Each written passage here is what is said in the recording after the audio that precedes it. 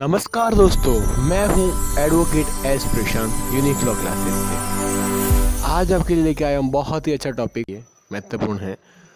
Corona संक्रमित शवों को दफनाना उचित है या जलाना, जानिए क्या कहते हैं। चलते हैं वीडियो की तरफ। अभी हाल ही में ही निवासी प्रदीप गांधी ने सुप्रीम कोर्ट में ये याचिका दायर कर बॉम्बे हाई कोर्ट के 27 अप्रैल के एक अंतरिम आदेश को चुनौती दी थी।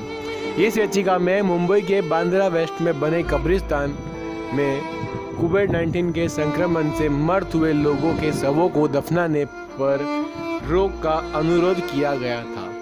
गौरतलब है कि इससे पहले बॉम्बे हाई कोर्ट ने बांद्रा पश्चिम स्थित 3 कब्रिस्तानों में कोरोना से मरने वाले लोगों को दफनाने जाने पर रोक लगाने से इनकार कर दिया था। इसी अंतरिम आदेश को उच्चतम न्यायालय में प्रदीप द्वारा चुनौती दी। प्रदीप गांधी जो था उसने चुनौती दी, चैलेंज किया हाई कोर्ट को कि कोर्ट को चैलेंज किया और वो कहना चाहता था कि रोक लगनी चाहिए क्योंकि कोरोना बहुत ही खतरनाक महामारी है।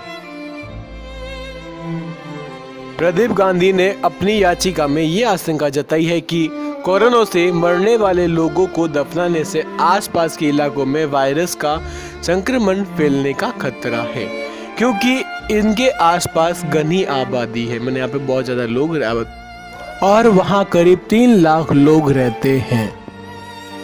इसलिए लोगों को कहीं और दफनाया जाए जहाँ आबादी कम हो। लोगों को वहाँ दफनाया जाए जहाँ पर आसपास में आबादी कम हो। अपने आदेशों में जस्टिस R.F. नरीमन और जस्टिस इंदिरा बनर्जी ने पीठ ने सोमवार को तारीख 4 मई 2020 को इस मामले को बॉम्बे हाई कोर्ट के पास भेजा और कहा है कि हाई कोर्ट 2 सप्ताह के भीतर मामले का निपटारा करे।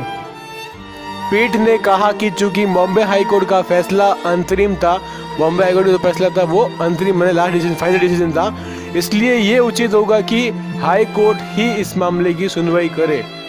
जो हाई कोर्ट है वो ही इसी मामले की सुनवाई करे। तो समाज में छिड़ी है एक बहस।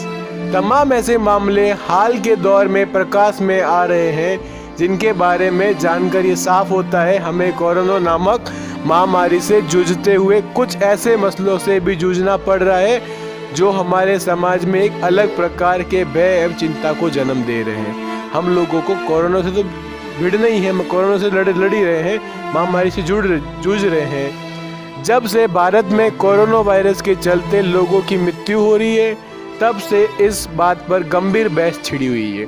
आखिर कोरोना संक्रमण से मृत लोगों के शवों का क्या किया जाए। जो लोग कोरोना की वजह से मर गए हैं उस डेथ बॉडी का क्या करना है। अक्सर सवाल ये उठता है कि क्या ऐसे शवों को जलाया जाए या दफनाया जाए या इलेक्ट्रिक क्रीमेटोरियम या गैस शब्ददाह चैम्बर के हवाले किया जाए।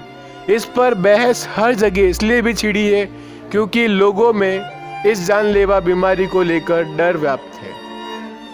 हालांकि मामला तब गंभीर हो जाता है जहां ऐसे डर के कारण लोग उग्र होकर हिंसक हो जाते हैं और मृत व्यक्ति के अंतिम संस्कार में खलल डालने लगते हैं। जो मृत व्यक्ति है उसके अंतिम संस्कार में रूढ़ा बनते हैं। इससे न केवल सामाजिक लोक व्यवस्था बिगड़ती है बल्कि मृत व्यक्ति के साथ भी अन्याय होता है। जो इंसान मर गया है उसके साथ भी अन्याय हो रहा है। इसलिए इस लेख के माध्यम से हम कोरोना संक्रमण से मृत लोगों के शवों को लेकर कुछ आम संशय को दूर करना चाहते हैं। लोगों के मन में जो डर है उस डर को मैं कम करना चाहता हूँ।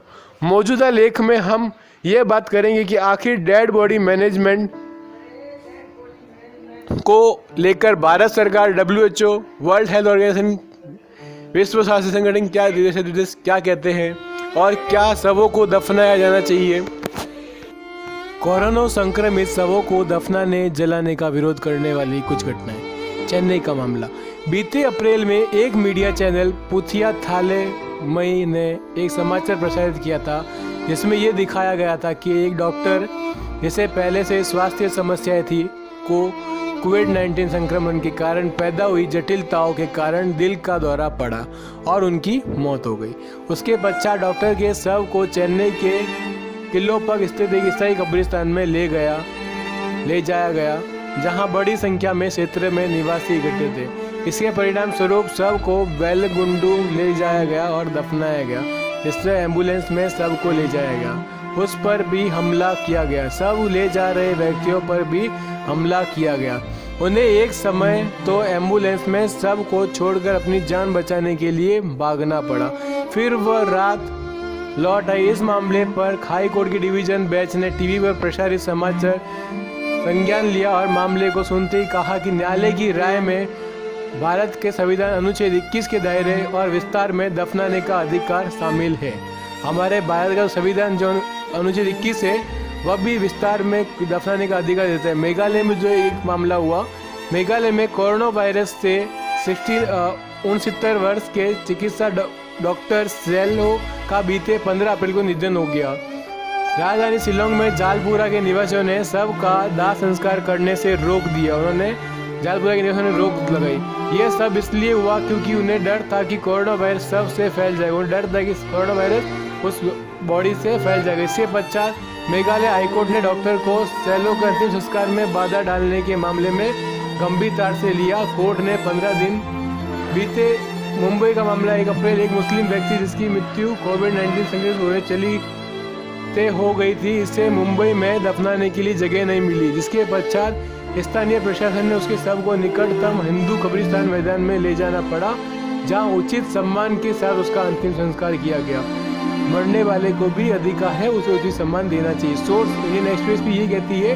अब ये सब मामले इसलिए व्यतीत भी करने वाले हैं क्योंकि भारत सरकार द्वारा दिशा निर्देश, जिन्हें हम अभी जानेंगे, कहीं भी कोरोना संक्रमित शवों को दफनाने जलाने पर रोक नहीं लगाई गई है। ये देखिए हमारे शहर में कोरोना इस तरह से फैल रहा है, तो किसी भी संप्रदाय में, वो किसी भी समाज का हो, किसी भी धर्म का हो, वो कोई जरूरी नहीं है, सबको अधिकार है जलाने और दफनाने का। स्वास्थ्य और परिवार कल्याण मंत्रालय भारत सरकार ने 15 मार्च 2020 को संबंधित सामाजिक कलंकों को ये दिशा निर्देश निम्नलिखित है।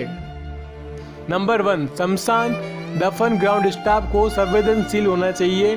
कोविड-19 अतिरिक्त जोखिम पैदा नहीं करता। कोविड-19 कोई जोखिम पैदा नहीं करता अतिरिक्त। कर्मचारी हाथ की स्वच्छता, कर्मचारी के हाथ स्वच्छ होने चाहिए। मास्क और दस्ताने का उपयोग करना, मानव की सावधानी बरतेंगे। मर्द शरीर जिस बैग में है उसके छोर को खोलकर धार्मिक अनुशासन जैसे धार्मिक ग्रंथों से पढ़ना, पवित्र जल छिड़कना और शरीर के स्पर्श की आवश्यकता नहीं रखने वाले किसी भी प्रकार के अंतिम संस्कार की अनुमति नहीं दी जा सकती।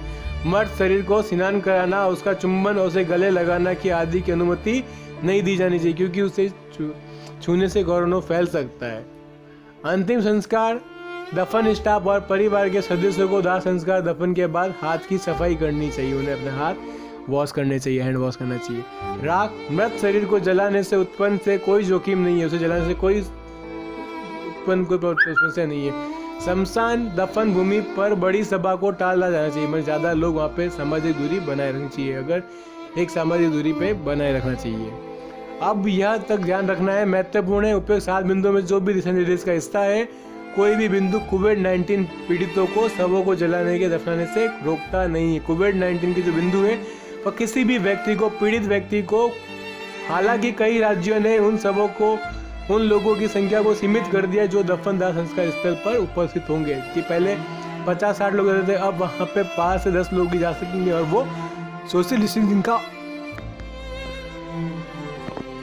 इसके अलावा एम्स नई दिल्ली के फॉरेंसिक मेडिसिन विभाग ने प्रमुख सुधीर गुप्ता ने news agency press trust of India से कहा कि किसी ऐसे व्यक्ति का अंतिम संस्कार जो कोरोना वायरस के कारण मर गया हो, किसी भी तरीके से किया जा सकता है, जलाकर या बिजली गैस घर ले जाकर या दफना कर। अंत में ये जरूरी है हम कोरोना संक्रमण ग्रस्त व्यक्ति के शव को उचित सम्मान दें और सरकार के दिशा निर्देशों का अनुपालन में खलल न डालें। किसी व्यक्ति की मृत्यु के साथ उसके परिवार वालों एवं अन्य निकट संबंधी जाने की भावना, दुख संवेदना जुड़ी होती है, जिसका हम सबको ख्याल रखना चाहिए। हमें किसी भी प्रकार के भ्रम या डर या अफवाह में नहीं रहना चाहिए। ये ध्यान दिए बिना अपने आसपास की घटनाओं वाली घटनाओं पर विरोध भी करना चाहिए। हमें जो इंसान मृतक व्यक्ति है उसको सम्मान देना चाहिए, हमें वो किसी भी धर्म का हो, धर्म हमें ये नहीं सिखाता, धर्म तो इंसान ने बनाया, मगर हम सब लोग आर्य हैं। तो एक लेखक ने कहा है, प्रेम एक ऐसा अनुभव है जो मनुष्य को कभी हारने नहीं देता, और घृणा एक ऐसा अनुभव है जो इंसान को कभी जीतने नहीं देता। अगर आपको मेरा वीडियो अच्छा लगता है तो प्लीज एडवोकेट एस प्रशांत की चैनल को सब्सक्राइब कर लीजिए और बेल आइकन को दबा दीजिए, और मैं आपके लिए ऐसी अच्छी वीडियो लाता रहूंगा।